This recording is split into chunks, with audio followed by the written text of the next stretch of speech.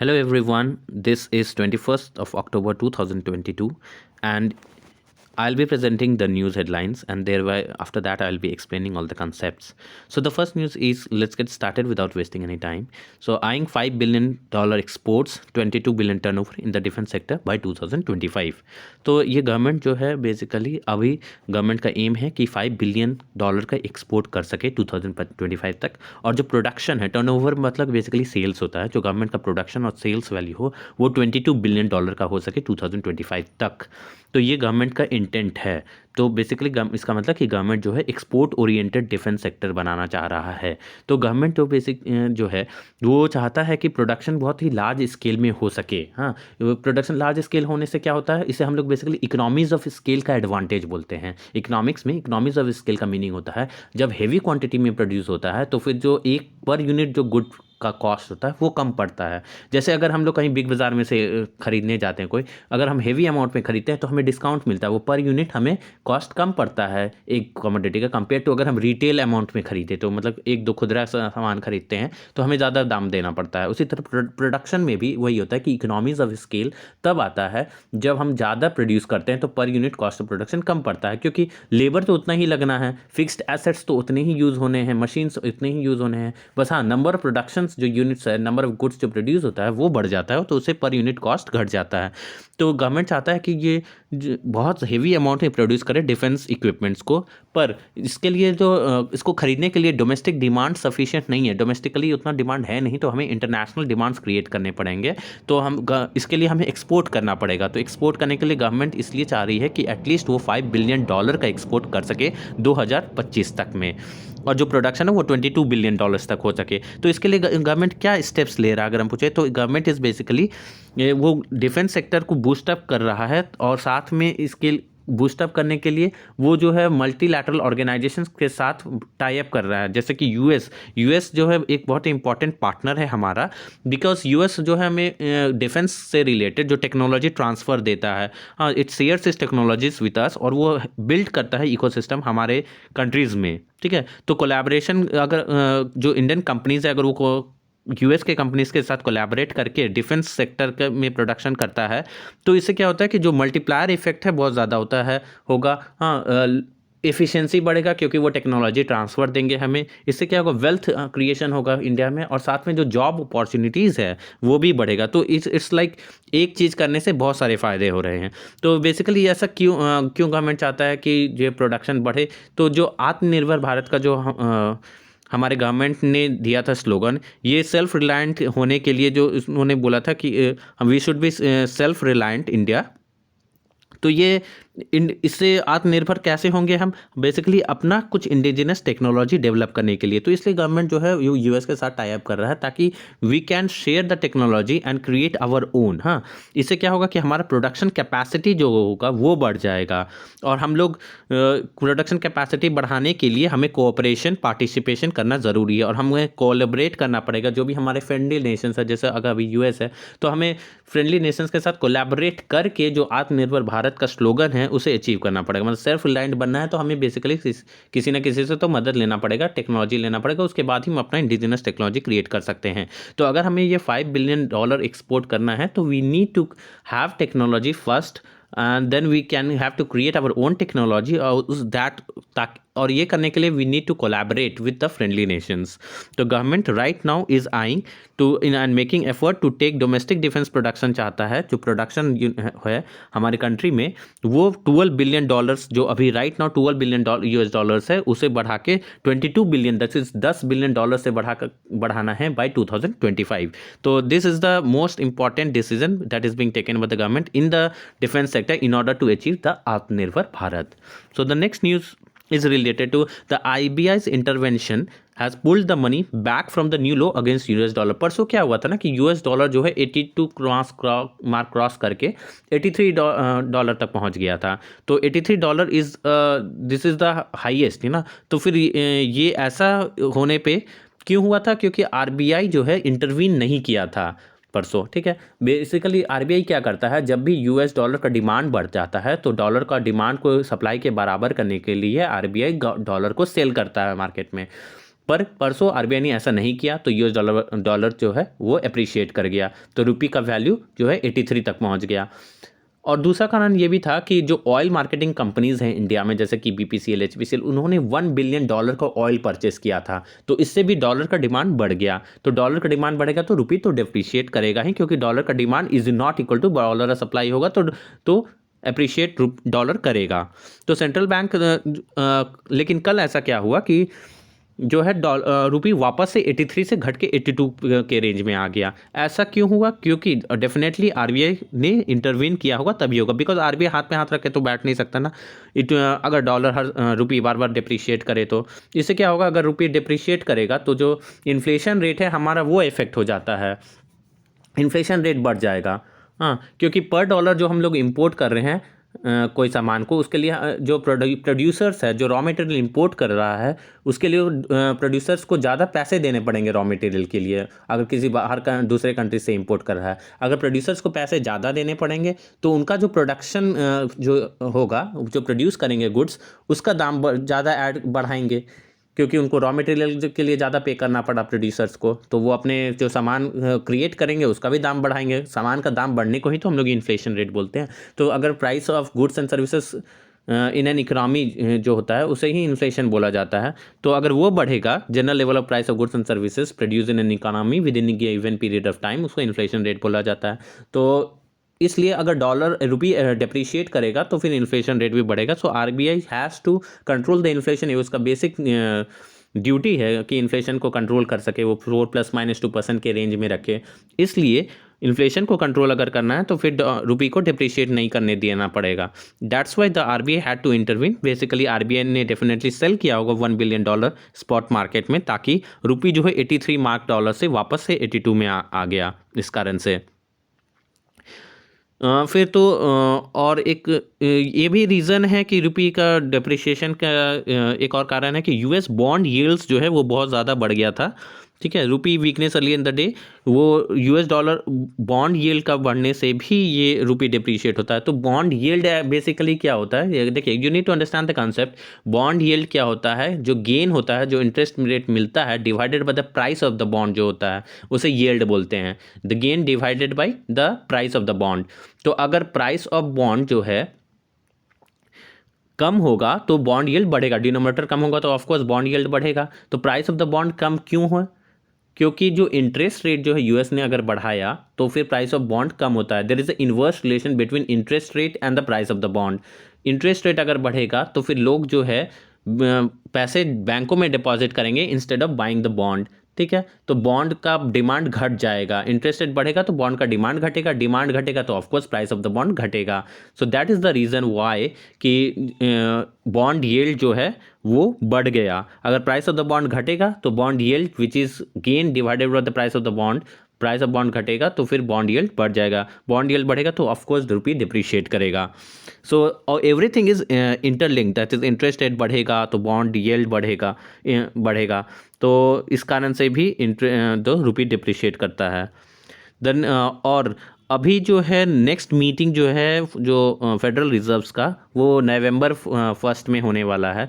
तो वो मीटिंग भी बहुत इंपॉर्टेंट डिसीजन मेकिंग होगा कि रुपये का क्या वैल्यू होगा, क्योंकि बिकॉज ये एक्सपेक्ट किया जा रहा है कि फेडरल रिजर्व नेक्स्ट मीटिंग में 75 बेसिस पॉइंट से रेट हाइक करेंगे। फिर दिसंबर में भी ऐसा कहा जा रहा है कि again they are going to increase the interest rate, because वहाँ का इन्फ्लेशन रेट बहुत ज़्यादा है एंड जो फेडरल रिजर्व है वहाँ का वो बहुत ही एग्रेसिव है इन्फ्लेशन को लेकर के, एंड सो वो needs to contain the inflation and that is why it is going for the rate hike and it is expected कि by 75 basis point November month में ही वो फिर से रेट को चेंज करेंगे।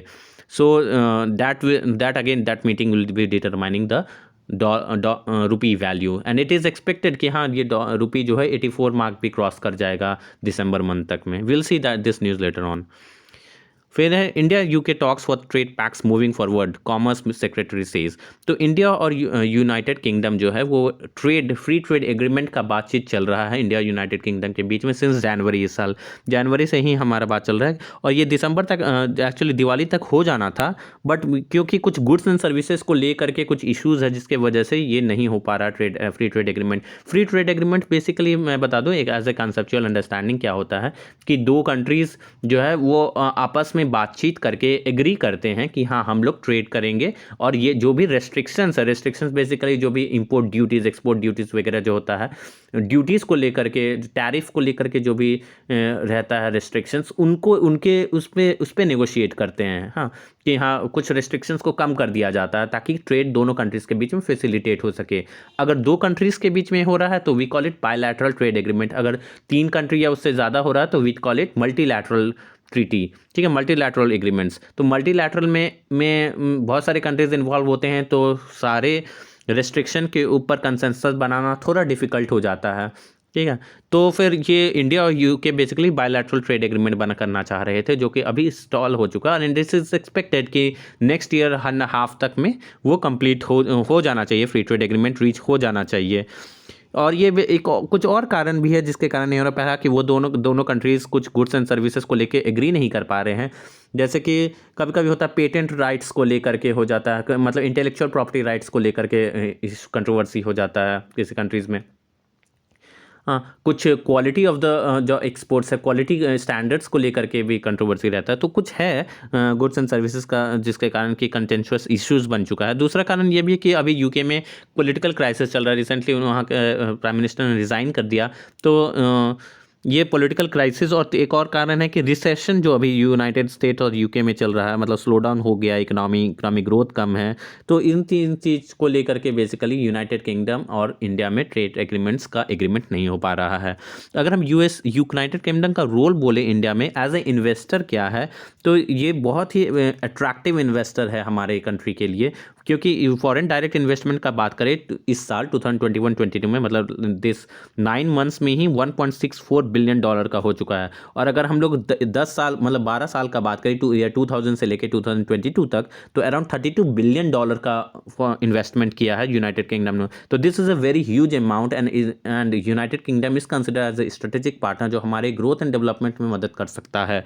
बिकॉज दिस इन्वेस्टमेंट के होने से क्या होता है ना, कोई कंट्री अगर इन्वेस्ट करता है तो पैसे आते हैं हमारे कंट्रीज़ में, इंफ्रास्ट्रक्चर डेवलप होता है, मनी आने से लोगों का परचेजिंग पावर बढ़ता है, डिमांड बढ़ता है। अगर डिमांड बढ़ेगा, लोग ज़्यादा डिमांड करेंगे तो प्रोडक्शन बढ़ेगा तो फिर क्या होगा, फैक्ट्रीज नया डेवलप होंगे, ठीक है, नया मैन्युफैक्चरिंग यूनिट्स बढ़ेगा। इससे क्या होगा, इन जो वो लेबर्स रहेंगे, वर्कर्स रहेंगे, उनको पैसे मिलेंगे, जो मशीन्स बनाएंगे उनको पैसे मिलेंगे। तो इससे क्या होगा कि GDP of the economy he boost up हो जाएगा, क्योंकि मैन्युफैक्चरिंग सेक्टर बूस्ट होगा, कोई सर्विस सेक्टर से रिलेटेड इन्वेस्टमेंट सर्विस बूस्टअप होगा। तो that is why investment is very much essential, and because UK is a very की इन्वेस्टर इन इंडिया, सो ये ट्रेड एग्रीमेंट भी रीच होना ज़रूरी है। और इंडिया को अगर अपना एक्सपोर्ट को डबल करना है और अपना कंट्रीब्यूशन जो है ओवरऑल ग्लोबल ट्रेड में अगर बढ़ाना है इंडिया को, तो फिर ये फ्री ट्रेड एग्रीमेंट में कंसेंसस होना ज़रूरी है। ठीक है, और इंडिया का वैसे जो टारगेट है कि टू अचीव $2 ट्रिलियन, हाँ, एक्सपोर्ट अचीव करना है बाय 2030, क्योंकि अभी हमारे पास ज़्यादा समय नहीं है, 8 साल में we need to achieve $2 trillion of export. तो इसके लिए हमें जो है ज़्यादा इंटीग्रेटेड होना ज़रूरी है ग्लोबल वर्ल्ड से। We need to be connected with to the world, have various free trade agreements, bilateral and the multilateral. और इंडिया का पार्टिसिपेशन जो है ग्लोबल वैल्यू चेन में बहुत ज़रूरी होगा if you want to achieve the target of $2 trillion exports by year 2030। Next news is regarding the Rozgar Mela. तो कल जो है प्राइम मिनिस्टर मोदी बेसिकली जो है लॉन्च करने वाले हैं 1 मिलियन जॉब्स का रोजगार मेला, हाँ, जिसमें कि वो 10 लाख लोगों को रोजगार देने का ड्राइव स्टार्ट करेंगे कल थ्रू वीडियो कॉन्फ्रेंसिंग। और वो 75,000 कैंडिडेट को बेसिकली वो अपॉइंटमेंट लेटर भी कल ही देंगे। सो ये जॉब अपॉर्चुनिटीज़, ये ऐसा क्यों कर रहे हैं रोजगार मेला, क्योंकि उन्होंने प्रॉमिस किया था कि नेक्स्ट 1.5 year में वो 10 लाख लोगों को रोजगार देंगे इन मिशन मोड। क्योंकि ये गवर्नमेंट बेसिकली अनएम्प्लॉयमेंट को लेकर के बहुत ज़्यादा क्रिटिसिज्म में आ रहा था, तभी मोदी गवर्नमेंट ने बताया था कि इन्हें मिशन मोड 10 लाख पीपल को देना है रोजगार। एंड ये बेसिकली जो वो 10 लाख पीपल को दिया जाएगा, ये मिनिस्ट्रीज़ 38 मिनिस्ट्रीज़ के अंडर का जॉब होगा, और department of government of India का ही डिपार्टमेंट में होगा। ग्रुप ए एंड बी जो कि गैजेटेड होता है, group A and B gazetted वाला, और ग्रुप बी नॉन गैजेटेड, और ग्रुप सी में किया जाएगा।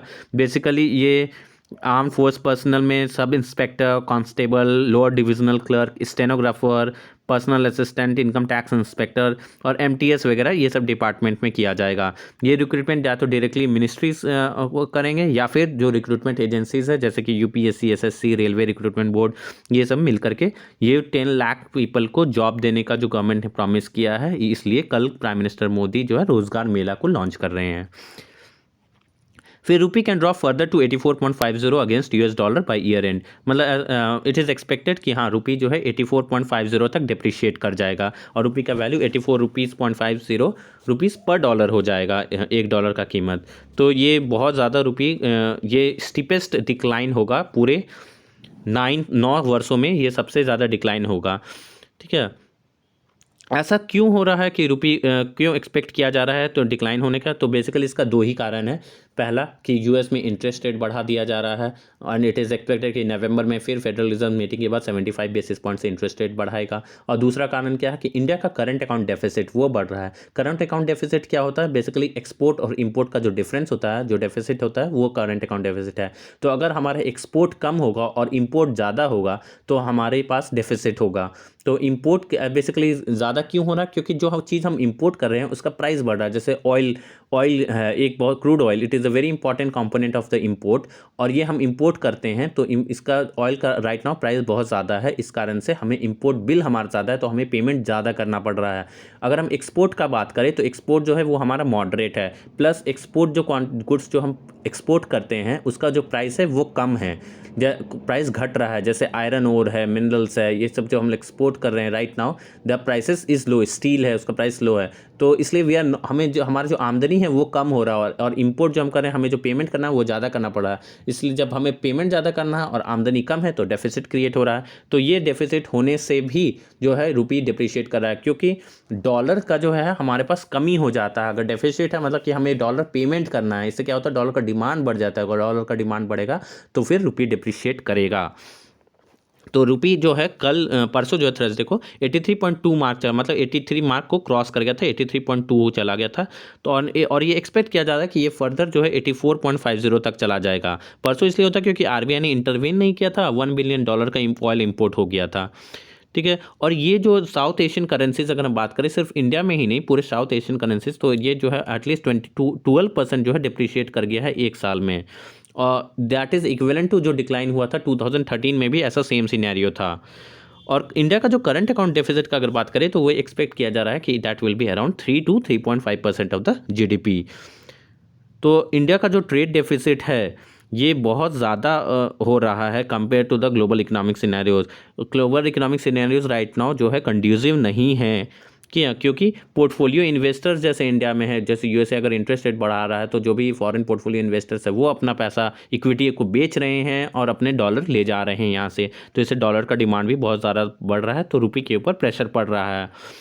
और इंडिया का अगर हम monthly in terms of statistics का बात करें तो मंथली एवरेज जो है ट्रेड डेफिसिट का वो 23.2 बिलियन डॉलर रहा है पहला 9 महीने में, मतलब जनवरी से लेकर सितंबर तक एवरेज 23.2 बिलियन डॉलर का ट्रेड डेफिसिट है। मतलब कि हम एक्सपोर्ट कम कर रहे हैं, इंपोर्ट ज़्यादा कर रहे हैं। और जो हमारा 2021 में अगर हम ट्रेड डेफिसिट का बात करें मतलब 12 महीनों में, तो एवरेज वॉज $15.3 बिलियन।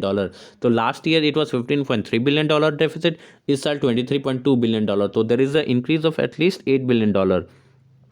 तो इसलिए increase in the trade deficit is also a very important reason कि क्यों रुपी डिप्रिशिएट कर रहा है। और दूसरा रीज़न जैसे मैंने बोला इंटरेस्ट रेट बढ़ने से कैपिटल फ्लोज बहुत ज़्यादा हो रहा है। ठीक है, तो फेड जो है ये जो इंटरेस्ट रेट बढ़ा रहा है फेडरल रिजर्व्स, इससे जो डॉलर का एप्रिसिएशन अराउंड 18% हो गया है। तो definitely that is the reason, that is increase in the interest rate in the by the federal reserves. ये बहुत ही इंपॉर्टेंट रीज़न है क्यों रुपी डिप्रिशिएट किया जा रहा है। फॉरेन इन्वेस्टर्स जो है 23.4 बिलियन डॉलर जो है इंडियन इक्विटी से मार्केट से निकाल लिए हैं। और अगर हम डेप्थ मार्केट से बात करें तो 1.4 बिलियन डॉलर्स निकाल लिया गया है। तो डेप्थ मार्केट बेसिकली जो बॉन्ड मार्केट होता है, जो लॉन्ग टर्म डेप्थ होता है, ठीक है। इसमें बेसिकली फिक्स्ड इंटरेस्ट रेट मिलता है बॉन्ड में इन्वेस्ट करने से, और इक्विटी में क्या होता है, जो डिविडेंड्स मिलते हैं, जो कंपनी प्रॉफिट कमाती है वो इक्विटी को पे करती है। तो इक्विटीज़ अराउंड $23.4 बिलियन का सेल किया करके पैसे डॉलर्स ले गए हैं, और जो डेप्थ मार्केट में है बॉन्ड्स को बेच के अराउंड $1.4 बिलियन ले गए हैं।